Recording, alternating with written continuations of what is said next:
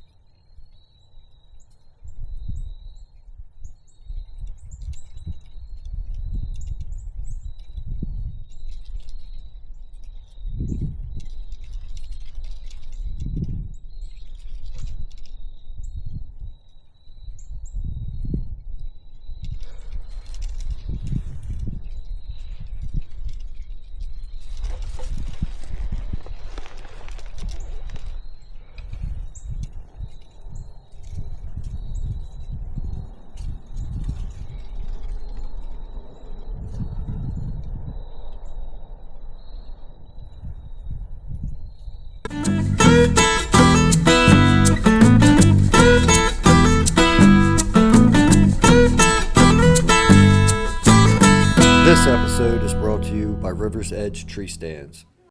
Ouch. I don't know if you were able to make out what just happened, but that wasn't very good. Seth had a pretty challenging season in Ohio last year. Seems like if it could go wrong, it did. Seth's fortunate enough to have a job that affords him the ability to hunt most of the fall. He spends every waking hour planning, chasing, and hunting deer across multiple states. Ohio has always been good to him, but this season made him work a lot harder for it than most, and when it came down to that very last hunt, Ohio lives up to its reputation. So yeah, Ohio was a pretty fun season this year. Bow season, I'm always there. The first weekend, I got it planned out by myself to scout, get things set up more than anything. Trail cameras, mineral licks. And then the next trip out is the 10-day span right before Halloween with my best friend. We hunt together as much as we can in Ohio because he got me permission to hunt this farm. And then I'm going to stick around a little bit longer because I have the availability.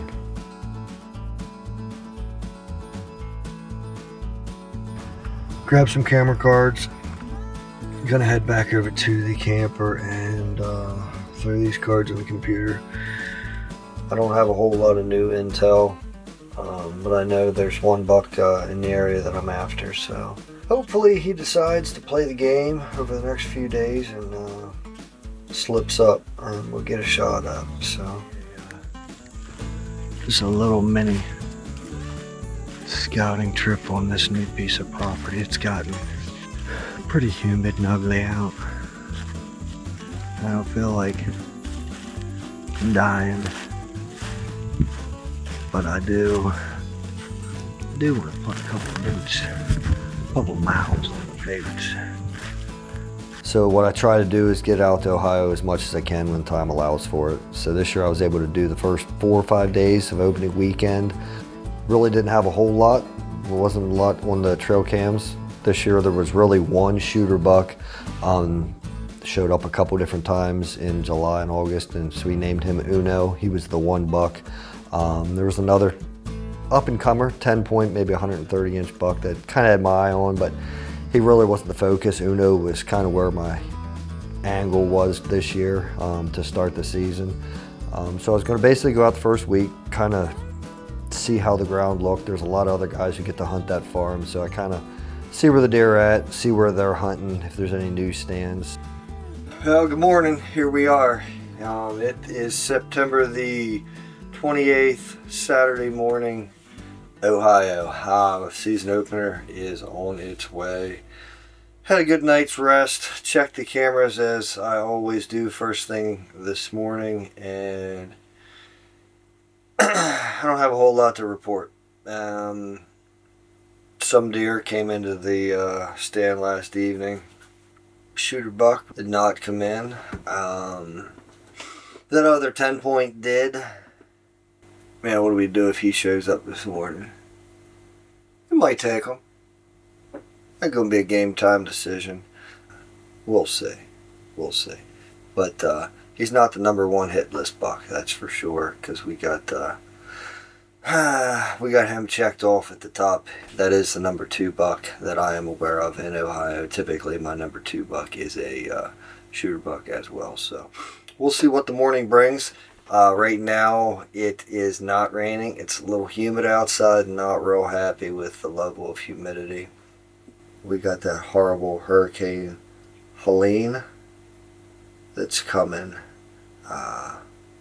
Boy, it's just coming up and just destroying some things down south, it looks like. So, prayers out to the families down that way and dealing with that. I have the opportunity to hunt today. It's a blessing that I'm not having to deal with anything of that nature at all.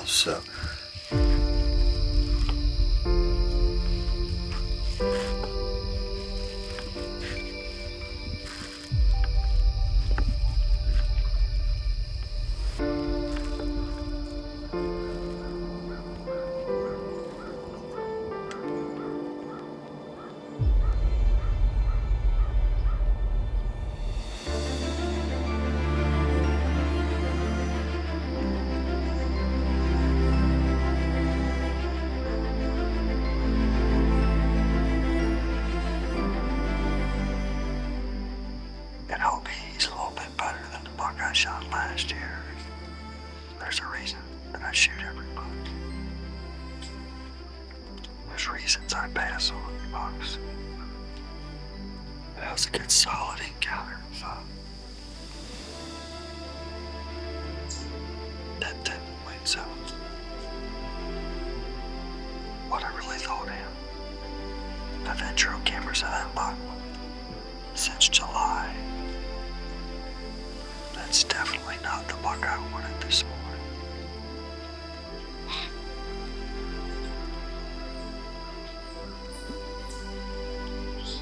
But that's 2 great encounters. So I'm back at the campground. This morning's hunt was pretty nice. I saw that tall 8 first thing in the morning, and then that 10 point that I was contemplating. He's probably in my number 2 or 3 buck, and to be 16, 18 yards from him first thing in the morning, first day, made me feel good. All the cameras were rolling. The ground camera, I can't wait to look at that footage another day later on, maybe this weekend. And yeah, but it just wasn't there for me mentally to take that buck on the opening day. He's better than the buck I shot last year, better than a handful of bucks I've shot out here over the last 15 years, but just wasn't the buck I was looking for right now. It doesn't mean he gets a pass every day, but he got a pass this morning. First trip out was good. I was able to see that 10 point 2 or 3 times, which was nice. He was close. He was showing up on camera fairly regularly. No sign of Uno. So while I was there, I think the last day or the day before I left, I decided to hang 2 more stands just based on kind of where the deer activity was and the other guys that were hunting the farm. So I hung 2 stands in rather new locations. That piece of property had been timbered about 3 years ago, so things were starting to grow up a little bit. But I found some spots that are a little further away from some of the other hunters. I figured it'd be a little better place to be later into October, November when the other hunters were there. The next opportunity for Ohio is really the week I plan to hunt with my best friend Tim. Hoping to go a double with Tim and show you guys some good footage, but we'll see. I don't have to go back to work, so I will hunt every morning and every evening until I score, fill that tag, put some meat in the freezer, and if I get fed up in Ohio, it is possible. Rarely happens. I think it happened once to me. When I get the tag filled or get fed up, I'm going to slip out to Illinois. For me, Ohio has always been great. There's always good bucks there. But when I hunt by myself, I'm focused on that. When I get to hunt with a friend, there's just a lot more. There's a lot more to it then.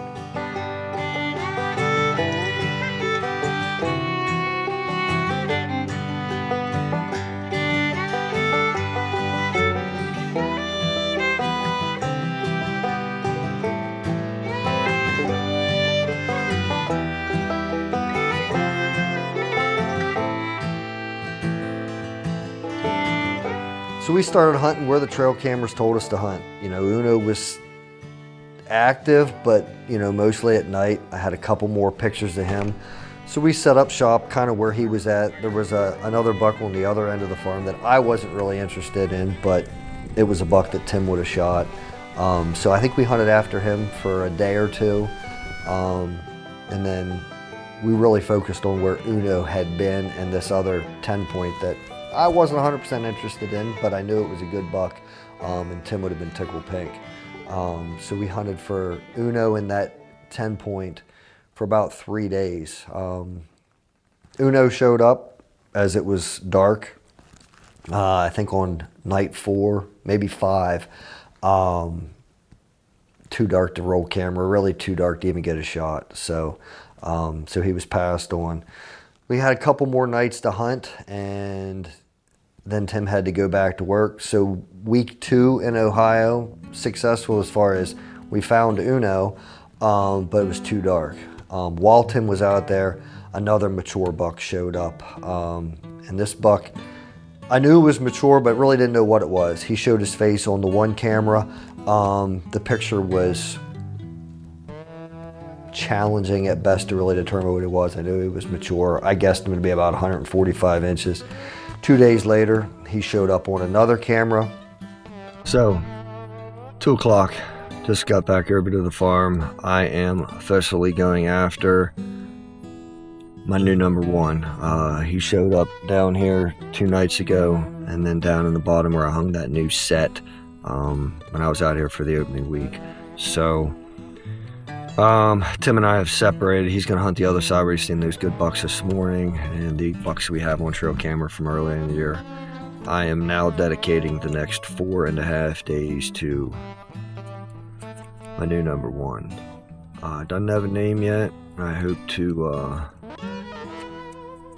name him when I put my hands on him. If I have to wait a bunch of days, he'll probably end up getting a name. But anyhow, pretty excited, heading to the woods. It's nice and breezy. It's a little warm. Then tomorrow's supposed to be the next day, but I have to go in because I have these extra cameras I got to set and do different things. I got to do a little bit of work. Got here early. I can get some stuff done. Get in there and be quiet. So anyhow, catch it in the trees.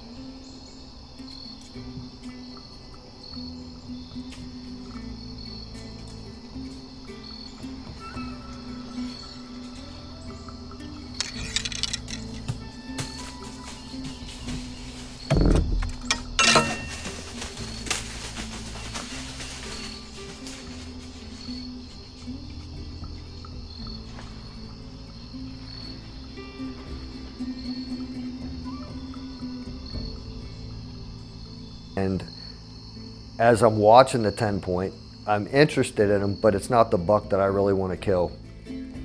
In walks this giant 7 point that I had no trail cam pictures of at all. I look at him as a mature buck, a buck that I would definitely take.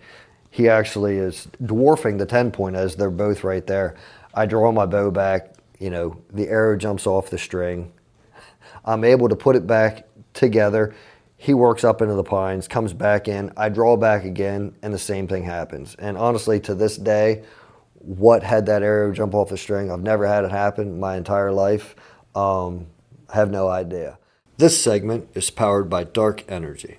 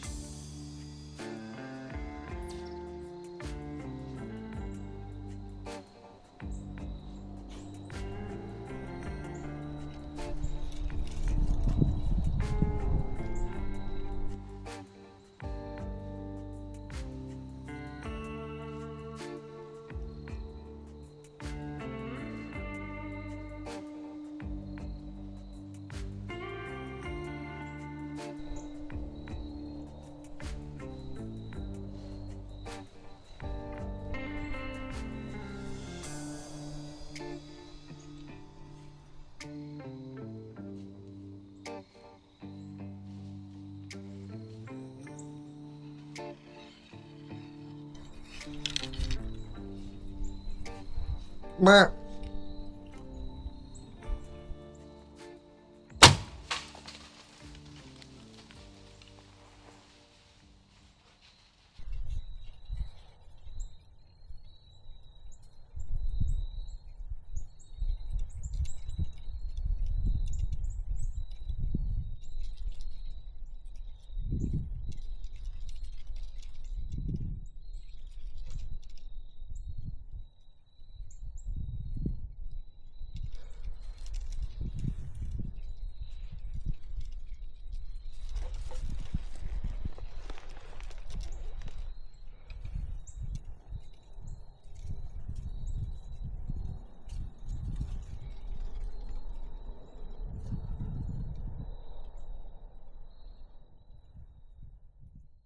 The 10-point decides to show his face, comes in from the pasture from behind me, works his way directly in front of me. Cameras are rolling. I draw back and release that arrow, and my cam hits a tree stand, and the arrow flies down through the woods in a crazy manner.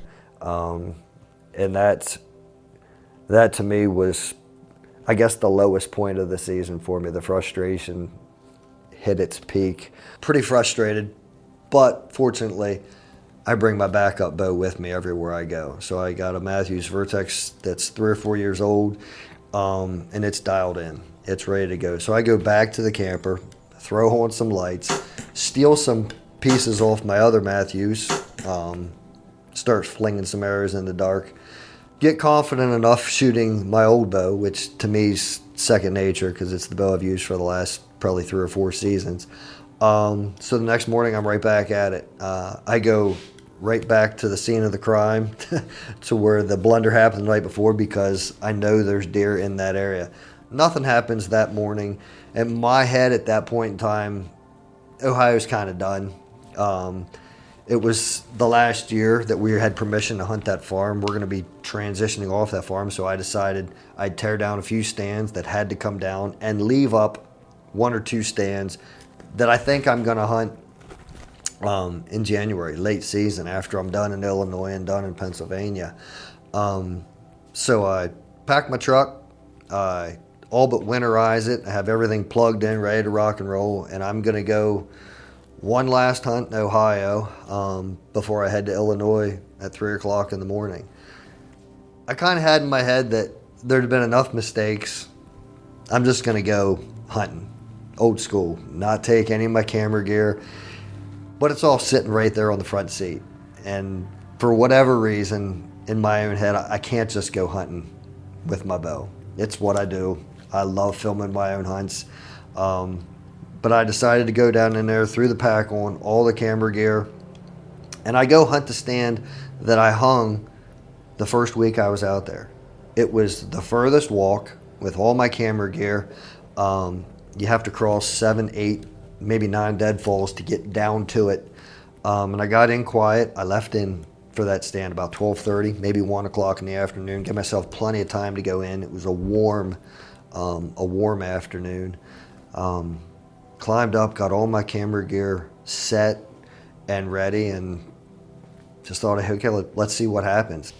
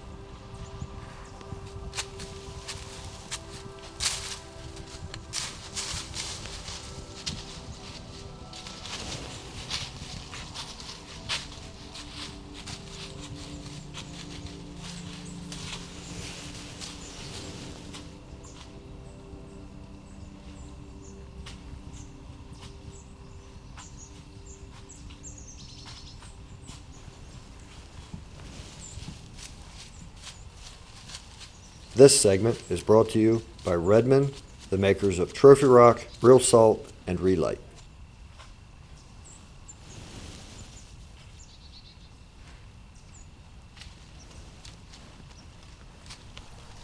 Anytime you have a doe and it's around Halloween, feeding around you, it's a good feeling.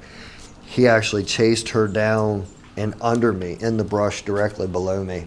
And at that point, I got everything I want. I got a hot doe, or a doe that I feel is hot, feeding underneath me, a 4-point milling around, and then it all happened. I look up, and maybe 85 yards out, all I see is rack.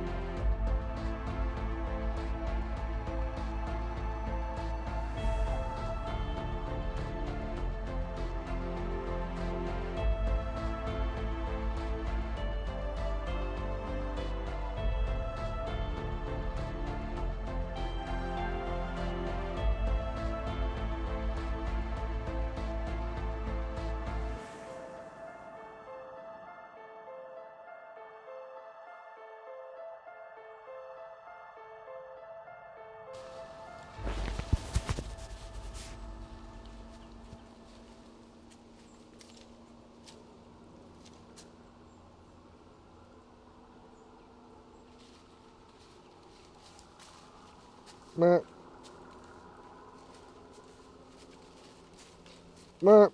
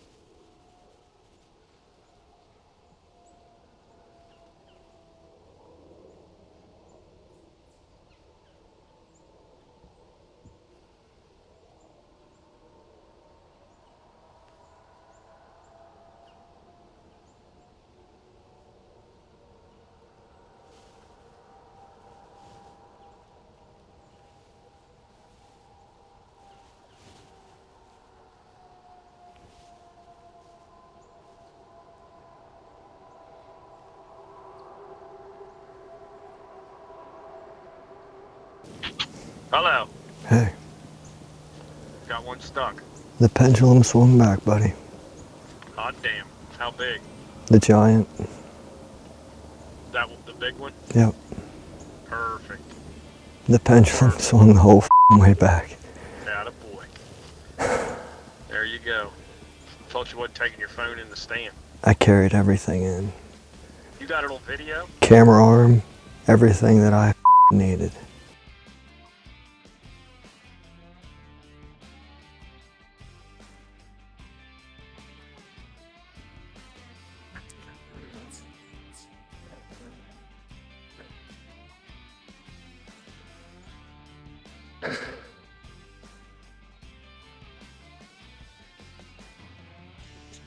Ain't that crazy?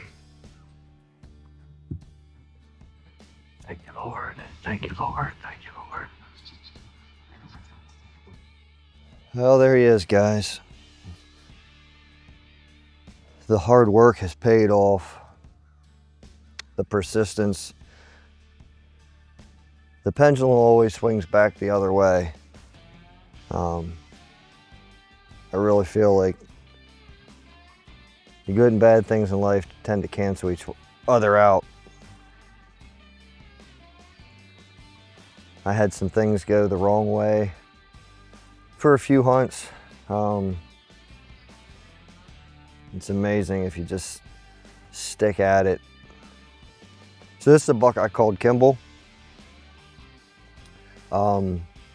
He showed up, I believe, for the first time on October 22nd while at the dozer stand. Nighttime, 3 or 4 in the morning, went down, back up. A day or two later, he was at one of those newer stands, and then again back at the dozer stand, which is why I kind of was focusing on those two stands. Uno seemed to move farther west down the farm. There's a handful of guys that hunt down there, so I didn't want to pressure in on him. Uno was really the only true target that I thought there was on the farm until I got a pic of this guy. Kimball's trash company out here. So he was given the name Kimball pretty quick. And I hunted him, those two stands, he just wasn't showing a lot. And then I guess it was Monday evening while I was damaging my bow, hitting that cam. I got a picture of what I thought was him down in that bottom. And then shortly after that was another fairly mature buck, not anything like him. So I thought something was up. And I didn't want to blow in there in the morning, so I did go to that dozer stand yesterday morning and hunt it, tore it down, and snuck down into that stand in the bottom, which I had not hunted all year long. I let my buddy Tim hunt it once. I just hung the thing because it just looked so good down in there, and I knew most of the other guys that hunted the farm didn't want to go down in there. It's a pretty good hike through a lot of briars, and I think I go over 7 or 8 deadfalls to get to it. So I couldn't be happier. I was supposed to be on my way to Illinois today, We're gonna reroute, take this guy back to PA. Probably hand him off to the butcher shop and then to the taxidermist, but I couldn't be happier. Things just tend to work out.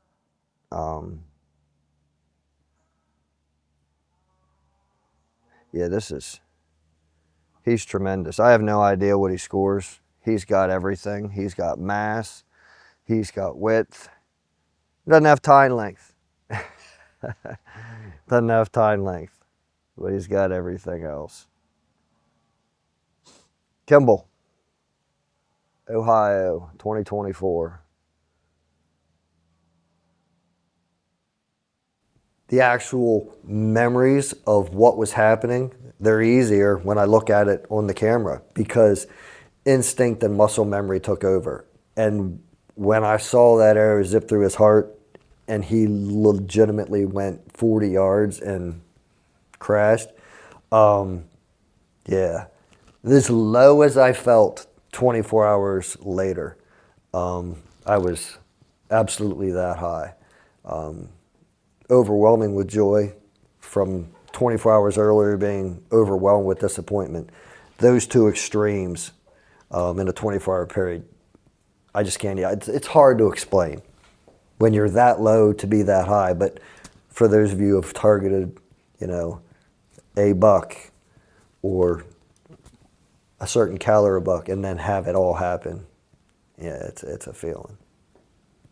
Campbell is one heck of a buck. Seth can teach us a lot. It's so easy to get discouraged and feel like you just can't win. And if you allow those thoughts and negative attitude to hold you hostage, it's likely going to be self-fulfilling prophecy. You won't hunt as much and you'll find excuses to not head out to the stand. Seth didn't do any of that. He got right back in the tree, didn't take a day off, and was rewarded for his dedication and effort. That's a valuable lesson we can all live by, and like he said, most things tend to balance out if you let them.